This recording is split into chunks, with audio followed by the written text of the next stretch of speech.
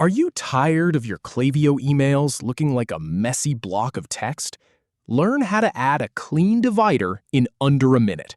We'll start by adding a content block, then pick the divider, and finish by choosing the perfect color for your brand.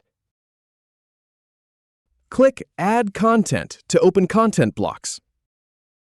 Then, from the menu that pops up, go ahead and click on the divider block to insert a nice, clean, horizontal line into your email layout. Once the divider is in place, you'll want to click directly on the color swatch to bring up the color picker and see all the available options. Then simply choose your preferred color from the palette, or if you have a specific hex code in mind, you can enter that instead. And you're all set. If you have any feedback or if any info is inaccurate, please leave a comment below. We'll do our best to answer or redo the video if needed. Thanks for watching.